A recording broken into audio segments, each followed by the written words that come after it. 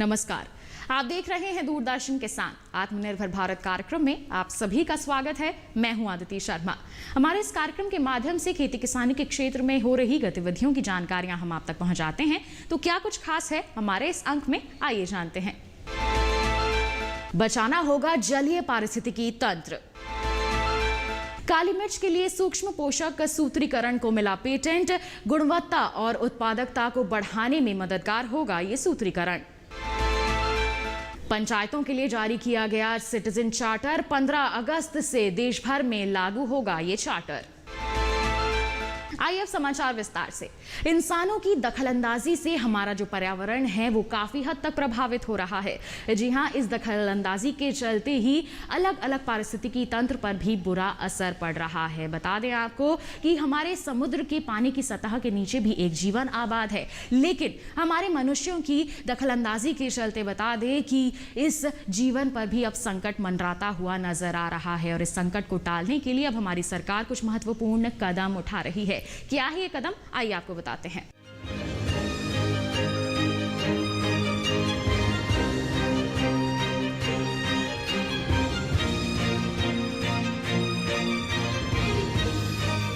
जब भी पर्यावरण संरक्षण की बात आती है तो हमारा सारा ध्यान जंगलों या बस्तियों की ओर जाता है। समुद्रों और दूसरे जलीय स्रोतों को हम लगभग भूल से जाते हैं, जबकि हकीकत ये है कि धरती पर 70% पानी है और इस पानी में भी जलीय जीवन अंगड़ाई ले रहा होता है। हाल के दिनों में जलीय पारिस्थितिकी तंत्र की ओर भी पर्यावरणविदों का काफी ध्यान गया है।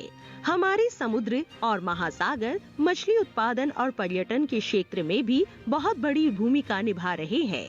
विशेषज्ञों का कहना है कि हर साल इंसान लाखों टन प्लास्टिक कचरा समुद्रों में फेंक रहा है, जिससे जलीय जीवों और वहाँ के पारिस्थितिकी तंत्र पर खतरे के बादल मंडराने लगे हैं।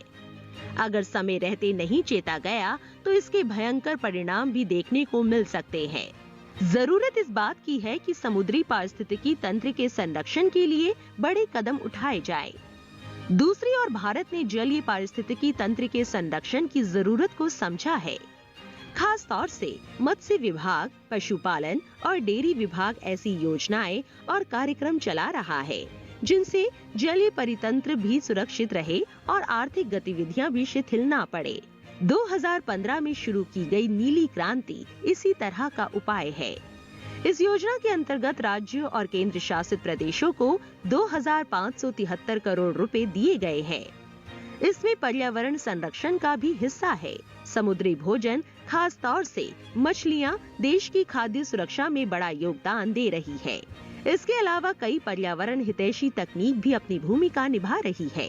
RAS तकनीक, मछली पकड़ने की पिंजरा तकनीक, समुद्री खरपतवार का निस्तारण भी ऐसी ही कदम है।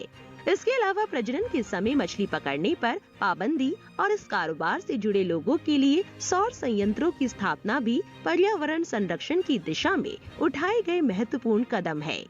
इसी तरह पिछले साल आत्मनिर्भर भारत अभियान के तहत प्रधानमंत्री मत्स्य संपदा योजना के लिए 20,050 करोड़ रुपए दिए गए। इस योजना में मछलियों और उनके पारिस्थितिकी तंत्र की सुरक्षा का भी पूरा ख्याल रखा गया है।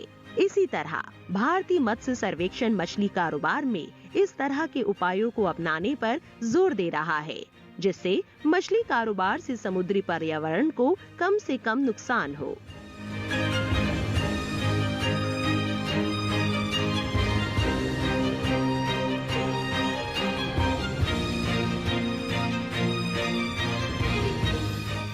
केरल के कोझिकोड में स्थित भारतीय मसाला अनुसंधान संस्थान को काली मिर्च के माइक्रो न्यूट्रिएंट सूत्रीकरण का पेटेंट मिल गया है। बता दें आपको कि संस्थान द्वारा वर्ष 2013 में इस पेटेंट का आवेदन दिया गया था और ये सफलता इन्हें हासिल हुई है यहाँ की 3 वैज्ञानिकों की कड़ी मेहनत के चलते। आइए इसके बारे में विस्तृत जानकारी के लिए दिखा देते हैं आपको ये रिपोर्ट।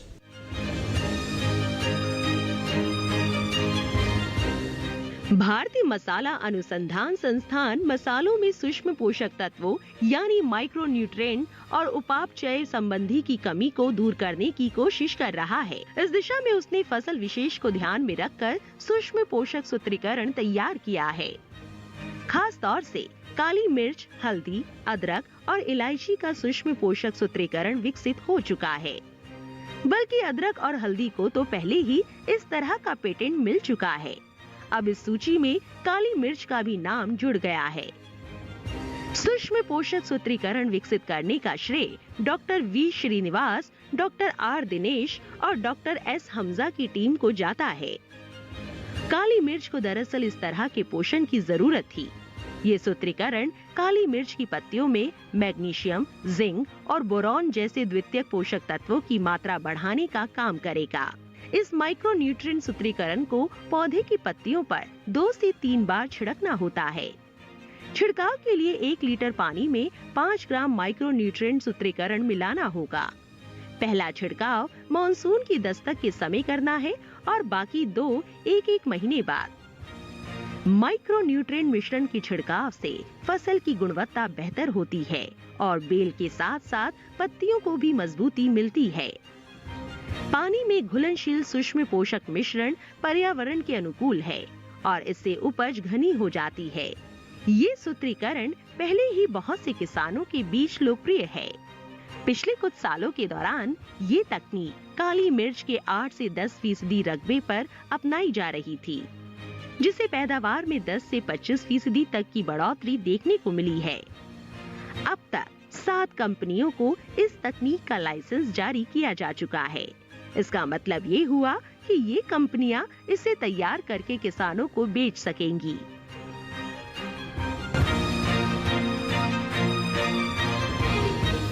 इसी के साथ किसान भाइयों बहनों, कार्यक्रम में वक्त हो चला है एक छोटे से ब्रेक का। आप कहीं मत जाइए, जल्द ही हाजिर होंगे। बने रहिए दूरदर्शन किसान पर, देखते रहिए हमारा कार्यक्रम आत्मनिर्भर भारत।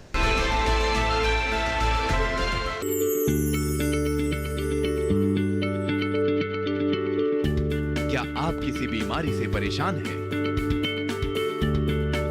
चाहते हैं डॉक्टर की सलाह? तो हम हैं आपके साथ, बताएंगे आपको जीने की राह। समस्याएं आपकी, समाधान देश के मशहूर विशेषज्ञों के। घर बैठे बात करें देश के जाने माने डॉक्टरों से। हमारे लाइव प्रोग्राम स्वस्थ किसान में हर शनिवार शाम 6 बजे से 7 बजे तक। खुशहाल होंगे खेत, पशु रहेंगे स्वस्थ, सरकारी स्कीम का होगा लाभ, जब एक्सपर्ट्स का मिलेगा साथ, आपके सवाल विशेषज्ञों के जवाब, सिर्फ एक फोन कॉल की दूरी पर। देखिए किसानों का अपना प्रोग्राम हेलो किसान, सोमवार से शुक्रवार शाम 6 बजे से सिर्फ दूरदर्शन किसान पर। ब्रेक के बाद दूरदर्शन किसान के कार्यक्रम आत्मनिर्भर भारत में आप सभी का फिर से स्वागत है। बता दें आपको कि 15 अगस्त से देश भर में पंचायतों के कार्यों के लिए एक सिटीजन चार्टर लागू किए जाने की बात कही जा रही है। और बता दें आपको कि हमारे जो केंद्रीय पंचायती राज और ग्रामीण विकास मंत्री हैं श्री नरेंद्र सिंह तोमर जी, उन्होंने हाल ही में इस चार्टर को जारी किया है और इस चार्टर के चलते देश भर में पंचायतों के कार्यों में पारदर्शिता देखने को मिलेगी। क्या कुछ खास बदलाव आएंगे, आइए जानते हैं इस रिपोर्ट के जरिए। नरेंद्र सिंह तोमर ने शुक्रवार को पंचायतों के लिए मॉडल सिटीजन चार्टर जारी किया है। इसे आने वाले स्वतंत्रता दिवस पर लागू कर दिया जाएगा। 15 अगस्त के अवसर पर होने वाली ग्राम सभाओं के दौरान सिटीजन चार्टर लागू करने के लिए राज्यों से समयबद्ध योजना बनाने को कहा गया है। चार्टर जारी करने के मौके पर राजस्थान के मुख्यमंत्री अशोक गहलोत, हरियाणा के उप मुख्यमंत्री दुष्यंत चौटाला और कई राज्यों के पंचायती राज मंत्री वर्चुअल रूप से जुड़े। केंद्रीय मंत्री तोमर ने कहा कि सिटीजन चार्टर के माध्यम से पंचायती राज के क्षेत्र में नया आयाम जुड़ा है। हमारे देश में लोकतांत्रिक ढांचे में पंचायती राज संस्थाओं का महत्वपूर्ण स्थान है। एक तरह से पंचायती राज संस्थाएं लोकतंत्र में प्रथम सरकार की भूमिका निभाती है, इसलिए इन संस्थानों पर जिम्मेदारी भी महत्वपूर्ण है। केंद्रीय पंचायती राज मंत्री ने कहा कि केंद्र वित्त आयोग, राज्य वित्त आयोग और केंद्र के अलावा राज्य सरकारों की अनेक योजनाओं का क्रियान्वयन पंचायती राज संस्थाएं अपनी पूरी क्षमता के साथ कर रही है।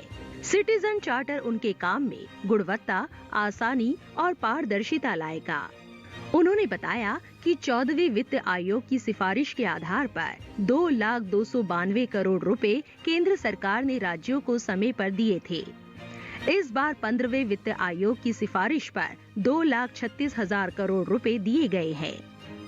इससे गांवों में विकास के कई महत्वपूर्ण कार्य किए जा रहे हैं। उन्होंने कोविड संकट काल में पंचायतों की भूमिका की सराहना की। खास तौर से गांवों में कोविड प्रोटोकॉल के पालन, केयर सेंटर, उपचार और टीकाकरण जैसे कामों में पंचायत से जुड़े प्रतिनिधियों और कर्मचारियों की जबरदस्त भूमिका रही। पंचायती राज मंत्री ने कहा कि 90% पंचायतों ने अपनी ग्राम पंचायत विकास योजना बनाकर पोर्टल पर अपलोड कर दी है। अब जरूरत इस बात की है कि गांवों में क्रमबद्ध विकास कार्य हो।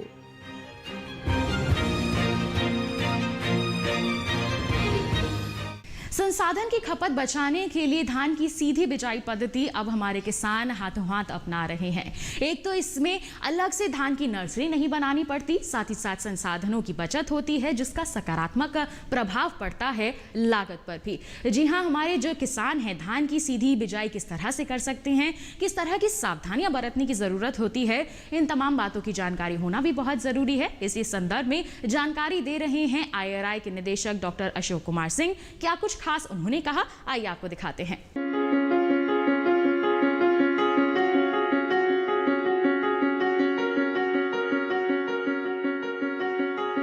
जैसा कि आप जानते हैं, जब धान की खेती हम रोपाई विधि द्वारा करते हैं तो उसमें पानी काफ़ी लगता है। जब पहली बार हम रोपाई से पहले खेत की तैयारी कद्दू काट कर करते हैं तो उस समय करीब 15 लाख लीटर पानी 1 हेक्टेयर क्षेत्रफल में खेत की तैयारी के लिए लगता है। धान की सीधी बिजाई अगर करते हैं आप तो इस पानी की बचत की जा सकती है। उसी तरह से जो दूसरा फ़ायदा है सीधी बिजाई का, जो धान की रोपाई में 1 एकड़ में रोपाई के लिए कम से कम 2,500 से 3,000 रुपये प्रति एकड़ का खर्चा आपको आता है, उससे भी बचत हो सकती है। साथ ही साथ कद्दू काट कर खेत की तैयारी करने के लिए रोपाई के लिए आपको कई बार ट्रैक्टर चलाना पड़ता है, डीजल का खर्चा उसमें पड़ता है। तो वातावरण की दृष्टिकोण से भी धान की सीधी बिजाई काफ़ी अच्छी है और इसके बारे में मैं आपसे आज कुछ चर्चा करना चाहूँगा। अब धान की सीधी बिजाई करने के लिए क्या क्या हमें सावधानियाँ बरतनी चाहिए, पहले हम बात करेंगे किस्मों के बारे में। बासमती किस्मों की अगर बात करें तो उसमें पूसा बासमती 1509, पूसा बासमती 1121 और पूसा बासमती 1718, ये तीनों किस्में सीधी बिजाई के लिए बहुत उपयुक्त पाई गई हैं। ये मैं बहुत सारे किसानों के अनुभव के आधार पर कह रहा हूँ और यहाँ तक कि मैं आपको विश्वास दिलाता हूँ कि इन किस्मों की पैदावार रोपाई करने के बाद जो पैदावार प्राप्त होती है तकरीबन उसके बराबर आती है, पैदावार में कोई कमी नहीं आती है। अब जो गैर बासमती किस्में हैं उसमें पंजाब कृषि विश्वविद्यालय द्वारा विकसित किस्म PR 126 काफ़ी प्रचलित है, जो करीब 125 से 130 दिन के अंदर पककर तैयार हो जाती है। ये भी सीधी बिजाई के लिए काफ़ी उपयुक्त पाई गई है। कैसे करते हैं धान की सीधी बिजाई? जिस प्रकार से आप गेहूं की बिजाई करते हैं उसी तरह से धान की सीधी बिजाई के लिए भी सीड ड्रिल विकसित किए गए हैं और उसमें एक सीड ड्रिल जिसको हम लकी सीड ड्रिल कहते हैं उसमें खरपतवार नाशी दवा की छिड़काव की व्यवस्था साथ के साथ की जाती है। इसके अतिरिक्त और भी सीड ड्रिल विकसित किए गए हैं जो धान की सीधी बिजाई के लिए उपयुक्त पाए जाते हैं और उनमें बीज के साथ साथ DAP के प्रयोग की भी सुविधा है।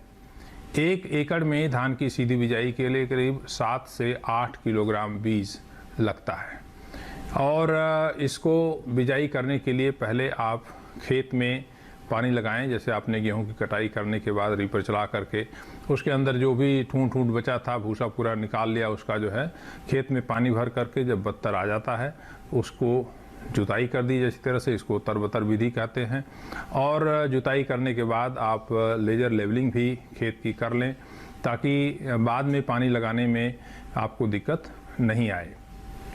इसके बाद आप उसमें सीड ड्रिल के द्वारा बिजाई करें। करीब कतार से कतार की दूरी 22.5 सेंटीमीटर के आसपास होती है और 7 से 8 किलोग्राम बीज प्रति एकड़ लगता है। अब सबसे जो महत्वपूर्ण बात है धान की सीधी बिजाई में, इसके 3 प्रमुख दुश्मन होते हैं, एक तरह से मैं कहूँ, जो पैदावार को कम करते हैं, और इनको आपने अगर नियंत्रित कर लिया तब फिर आपको बहुत अच्छी पैदावार प्राप्त होगी। पहला दुश्मन जो है वो खरपतवार है। जैसा कि आप जानते हैं इसमें सकरी पत्ती वाले, सावा कुल के, इसके अलावा जो है मोथा कुल के, चौड़ी पत्ती वाले बहुत सारे खरपतवार पाए जाते हैं, जैसा कि आप चित्र में देख रहे हैं, और ये धान के खेत में काफ़ी नुकसान करते हैं। तो इनके नियंत्रण के लिए हमको 2 बार खरपतवार नाशी दवाओं का प्रयोग करना पड़ता है। पहली बार तो बुआई के 72 घंटे के अंदर या बिजाई के साथ ही साथ पेंडिमिथिलिन नामक दवा, जो करीब 1200 मिलीलीटर दवा 250 लीटर पानी में घोल करके उसका हम छिड़काव करते हैं। तो इससे जो है ये एक प्री इमरजेंस बीडीसाइड के रूप में काम करता है। बहुत सारे खरपतवार का नियंत्रण इससे होता है। अंकुरण के बाद करीब 20 दिन के बाद आपको पहली सिंचाई करनी होती है, और इसके बाद करीब 25 से 26 दिन के बाद एक दूसरी खरपतवार नाशी दवा, जिसको हम नामनी गोल्ड, जिसमें कि बिस्पेरिबैक सोडियम साल्ट पाया जाता है, उसकी 100 ml मात्रा करीब 150 लीटर में पानी में मिला करके इसका छिड़काव करते हैं। इसके साथ पायरोजोसल्फ्यूरान एक दवा आती है, उसकी 80 ग्राम मात्रा का भी प्रयोग करते हैं। तो इससे खरपतवार का बहुत ही प्रभावी नियंत्रण हो जाता है। खरपतवार के अलावा जो दूसरी एक समस्या आती है वह जो लोहा तत्व है उसकी कमी कई एक बार पाई जाती है। शुरू की अवस्था में जब अंकुरण हो जाता है, 8 से 10 दिन की जब पौध हो जाती है, उस समय पौधे कुछ पीले पड़ने लगते हैं। तो ऐसी अवस्था में हमको फेरस सल्फेट का छिड़काव 0.5% घोल का करना चाहिए। तो इससे लोहा तत्व की कमी कुछ क्षेत्रों में अगर जहाँ पर है उसको हम अच्छी तरह से नियंत्रित कर सकते हैं। ये कुछ प्रमुख बातें थीं जो धान की सीधी बिजाई में आपको ध्यान रखना है। सरकार के द्वारा भी काफ़ी प्रयास किया जा रहा है। इससे पानी की काफ़ी कम से कम 35 से 40% पानी की बचत होती है अगर हम धान की सीधी बिजाई करते हैं, इसकी तुलना में जब हम रोपाई करते हैं। हरियाणा सरकार के द्वारा, पंजाब सरकार के द्वारा काफ़ी लक्ष्य रखे गए हैं। विशेष रूप से हरियाणा सरकार में 50,000 हेक्टेयर क्षेत्रफल में धान की सीधी बिजाई को प्रोत्साहित किया जा रहा है, और उसी तरह से पंजाब सरकार भी इसके ऊपर काफ़ी प्रयास कर रही है। आप लोगों से अनुरोध है कि आप धान की सीधी बिजाई करें, और अभी आपके पास उपयुक्त समय है, करीब 20 से 25 जून तक। वैसे 20 जून से पहले आप धान की सीधी बिजाई कर लें, क्योंकि एक बार अगर बरसात हो जाती है तो फिर आपको खेत को तैयार करके उसको बिजाई करने में दिक्कत आएगी। 20 जून से पहले हमको इसको सीधी बिजाई कर लेना चाहिए, इससे काफ़ी फायदा होता है।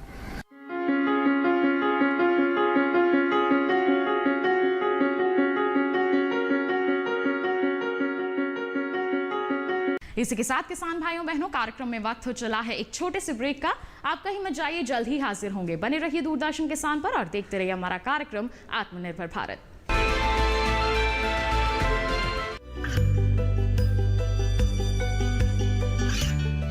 गांवों और पिछड़े क्षेत्रों में सरकारी योजनाओं की जानकारी पहुंचा। देश में कौशल और क्षमता विकास कर ग्रामीणों को सामाजिक बदलाव और विकास से जोड़ने की दूरदर्शन किसान की पहल चौपाल चर्चा देखें सोमवार से शुक्रवार सुबह 9 बजे। ये कामयाबी है अन्नदाता की। ये कहानी है खेत और खलिहानों की। कैसे करें अपने पशुओं की देखभाल, जानिए गांव-गांव के किसानों का हाल। देखिए गांव किसान सोमवार से शुक्रवार दोपहर 12 बजे सिर्फ डीडी किसान पर। ब्रेक के बाद दूरदर्शन किसान के कार्यक्रम आत्मनिर्भर भारत में आप सभी का फिर से स्वागत है। बता दें किसान भाइयों बहनों आपको कि हाल ही में केंद्रीय कृषि और किसान कल्याण मंत्री श्री नरेंद्र सिंह तोमर द्वारा हॉर्टिकल्चर क्लस्टर डेवलपमेंट प्रोग्राम का शुभ आरंभ किया गया और इस प्रोग्राम का जो क्रियान्वयन है बता दें कि राष्ट्रीय बागवानी बोर्ड द्वारा किया जाना है। क्या कुछ इसके फायदे हैं ये गिना रहे हैं कृषि मंत्रालय के कृषि आयुक्त डॉक्टर SK मल्होत्रा। आइए आपको दिखाते हैं। देखिए जी, आप पूरे जैसे देश को जो है अलग अलग एग्रो क्लाइमेटिक कंडीशन के हिसाब से एग्रो क्लाइमेटिक जोन बनाए गए हैं। इसके लिए 20 एग्रो क्लाइमेटिक जोन की पहचान हुई है और उनके बेस पर फिर हम लोगों ने उसको रीजनल लेवल पर उसको बांटा है, जिससे कि जितने भी एग्रो क्लाइमेटिक जोन हैं सब अलग अलग जलवायु में अलग अलग प्रकार के ऐसे फल एवं सब्जियां हैं जिनका उत्पादन होता है। इसी प्रकार से माइक्रो लेवल प्लानिंग की गई है कि सभी जितने भी हमारे कृषि जलवायु क्षेत्र हैं वो कोई भी अछूता ना रहे, सभी कवर हो जाएं। और चाहे आप देखें कि इसमें अगर आप बात करें कि तो हमारे पहाड़ी राज्य हैं, चाहे जिसमें जम्मू कश्मीर आता है, हिमाचल प्रदेश आता है, उत्तराखंड आता है, इसके बाद नॉर्थ ईस्टर्न का हमारा रीजन है। नॉर्थ ईस्टर्न रीजन में जो हमारी 8 स्टेट आती हैं उनको जो है उसको अलग से जो है उसके लिए अलग से हमारे इसमें योजना में उसका स्थान दिया गया है। हमारा ईस्टर्न रीजन है जिसमें उड़ीसा, बिहार, छत्तीसगढ़, झारखंड और जो 2-3 और भी राज्य हैं, इस तरह से कुल मिलाकर 6 राज्य हैं, वेस्ट बंगाल भी आता है, तो उन 6 राज्यों के लिए अलग से। तो इस तरह से करके जो हमारी रीजन वाइज प्लानिंग है वो बनाई गई है, जिसमें कि सभी किसान जो है लगभग उसमें कवर हों और हमारे जितनी फसलें हैं मुख्य रूप से वो सभी कवर हों। इस चीज़ को जो है ध्यान में रखते हुए पूरी योजना का इस तरह का आकलन किया गया है। तो नेशनल हॉर्टिकल्चर बोर्ड को हम लोगों ने इसलिए इसकी पहचान की है, हम ये चाहते हैं कि जो हाई टेक हॉर्टिकल्चर है, जो नई तकनीक वाली हाई टेक सिस्टम है वो आगे आए। वो हाई टेक सिस्टम की बात करेंगे तो उसमें प्रोटेक्टेड कल्टीवेशन है, जिसमें संरक्षित खेती की बात करते हैं, संरक्षित खेती को बढ़ावा मिले, इंफ्रास्ट्रक्चर को बढ़ावा मिले। तो नेशनल हॉर्टिकल्चर बोर्ड में अपनी आप में एक स्ट्रेंथ है और उसकी योजना इस ढंग से बनाई गई है कि हम नई तकनीक को आगे कैसे ले जाएं, जिससे कि हमारा ना केवल प्रोडक्शन बढ़े, ना केवल क्वालिटी बढ़े, साथ साथ में जो पोस्ट हार्वेस्ट लॉसेज हमारे होते हैं, जिसमें करीब करीब जो आकलन किया गया 6 से लेकर के 16% तक के जो हमारे नुकसान हो जाता है फसलों को, अगर हम उसको बचा लेते हैं, जो कटाई के बाद नुकसान होता है, तो एक प्रकार से वो आपका अधिक उत्पादन ही है। अगर आपने बचा लिया तो वो अधिक उत्पादन है, अधिक आमदनी में जो है वो एक तरह से योगदान करेगा। तो उसको मद्देनज़र रखते हुए कोल्ड स्टोरेज और पूरी जो कोल्ड चेन है उसको बढ़ावा जो है हम लोग नेशनल हॉर्टिकल्चर बोर्ड के माध्यम से देते हैं। और कोल्ड चेन जो पूरी है, जिसको हम लोग इंटीग्रेटेड कोल्ड चेन बोलते हैं, जिसमें पैकेजिंग भी आती है, जिसमें कोल्ड रूम भी आता है, साथ में पैक हाउस भी होता है, ट्रांसपोर्ट, रिफर वैन, ये सब जो है इंटीग्रेटेड कोल्ड चेन का हिस्सा है, जिसमें कोल्ड स्टोरेज जो है लास्ट में आता है, ग्रेडिंग, सॉर्टिंग और ये जो यूनिट है वो सब जो है उसका हिस्सा है। तो इस तरह से जो एक पूरी जो चेन है उसको जो है हम लोग नेशनल हॉर्टिकल्चर बोर्ड के माध्यम से जो है बढ़ावा देना चाहते हैं, हाई टेक हॉर्टिकल्चर सिस्टम को बढ़ावा देना चाहते हैं। इसीलिए हम लोगों ने नेशनल हॉर्टिकल्चर बोर्ड की पहचान की है और उसके माध्यम से जो ये हॉर्टिकल्चर क्लस्टर डेवलपमेंट प्रोग्राम है उसको हम लोग और आगे ले जाना चाहते हैं। हमारे देश में अच्छी उपज हासिल करने के लिए कुछ किसान रसायनों का अंधाधुंध इस्तेमाल करते हैं, जिसका सीधा असर पड़ता है उपज की गुणवत्ता पर और साथ ही साथ उपभोक्ताओं के स्वास्थ्य पर। उपज की गुणवत्ता अच्छी बनी रहे और हमारे उपभोक्ताओं का स्वास्थ्य भी बेहतर बना रहे, इसके लिए ज़रूरी है कि हम जैविक खेती को अपनाएं और साथ ही साथ देसी बीजों का यहाँ चयन करें। और इसी दिशा में सराहनीय योगदान दिया है एक सफल महिला किसान ने, जिनका नाम है राहीबाई सोमा पोपेरे। जी हाँ, उनके इसी योगदान को नवाजा गया है पद्मश्री पुरस्कार से। आइए मुलाकात करते हैं इनसे, जानते हैं क्या है इनकी सफलता की कहानी। बीज माता के नाम से मशहूर महाराष्ट्र की राहीबाई सोमा पोपेरे को देसी बीजों के संरक्षण के लिए भारत सरकार ने पद्मश्री पुरस्कार से नवाजा है। जिला कुंभालने के अंबेडकर नगर की रहने वाली राहीबाई ने अपने कच्चे घर में बीज बैंक बना रखा है। उनके पास दाल, मोटे अनाज और तिलहन के पुराने देसी बीजों के भंडार हैं। वे संस्थाओं की मदद से इसे किसानों को देती हैं। कुंभालने जिले की गिनती महाराष्ट्र के अति पिछड़े जिलों में होती है। राहीबाई यहाँ के किसानों को बिना किसी रसायन के प्रयोग की खेती सिखाती हैं और उन्हें पुराने बीजों से होने वाले फायदों के बारे में बताती हैं। उनका मानना है कि देसी बीजों से ही किसानों का भला हो सकता है। क्योंकि इसके लिए बस हवा और पानी की जरूरत होती है। वे अभी 35,000 किसानों के साथ काम करती हैं और इनके सहेजे गए बीजों से 32 फसलों की खेती हो रही है। उन्होंने बताया, 20 साल पहले जब मैंने पुराने बीजों को सहेजना शुरू किया था, तब मेरे घर वाले मेरे ऊपर हंस रहे थे, लेकिन मैंने घर से मना कर दिया था कि बाजारों से मिलने वाले हाइब्रिड बीज से हम खेती नहीं करेंगे और न ही उस फसल को खाएंगे। 12 साल की उम्र में मेरी शादी हो गई थी। मैं कभी स्कूल नहीं गई, लेकिन खेती के नए तरीके सीखना चाहती थी। शुरू में सब्जियों की खेती पुराने बीजों से शुरू की। तब लोग कहते थे इससे कुछ पैदा नहीं होगा। राहीबाई पुरानी पद्धति और तकनीकी को ध्यान में रखकर जैविक खेती को एक नया आयाम दे रही हैं। इन्होंने 50 एकड़ से भी ज्यादा भू संरक्षण कर उसमें कई तरह की सब्जियां और धान उगाने का काम किया है। राहीबाई सीड बैंक में पके हुए बीजों को सुरक्षित रखती हैं। ये बीज किसानों को कम सिंचाई में अच्छी फसल देते हैं। आदिवासी परिवार की महिला जिसने अपनी खेती से पूरे देश का ध्यान अपनी ओर खींचा है। इन्होंने अपने बेमिसाल हौसले की बुनियाद पर अपने ही गांव की 3,500 महिलाओं को खेती से जोड़कर अपने पैरों पर खड़ा करने की ताकत दी है। अपने दुख दर्द भूलकर जिंदगी के इमारत की नींव रची है। राहीबाई सोमा पोपेरे का मानना है, हम जो इतना बीमार हो रहे हैं उसके लिए हमारा जहर युक्त खाना ही जिम्मेदार है। यही कारण है मैंने बीजों के देसी किस्मों पर अधिक जोर दिया और सफलता हासिल की। हम इतना उगा सकते हैं जिससे हमारा काम चल जाएगा, इसलिए हमें खेती की पुरानी पद्धति और देसी बीजों की ओर लौटना होगा। तो इसी के साथ किसान भाइयों बहनों, ये था हमारा आज का कार्यक्रम आत्मनिर्भर भारत। हम उम्मीद करते हैं आज के कार्यक्रम में दी गई जानकारियों से आप जरूर लाभान्वित होंगे। अगले अंक में मुलाकात करेंगे आपसे, तब तक के लिए दीजिए इजाजत। नमस्कार।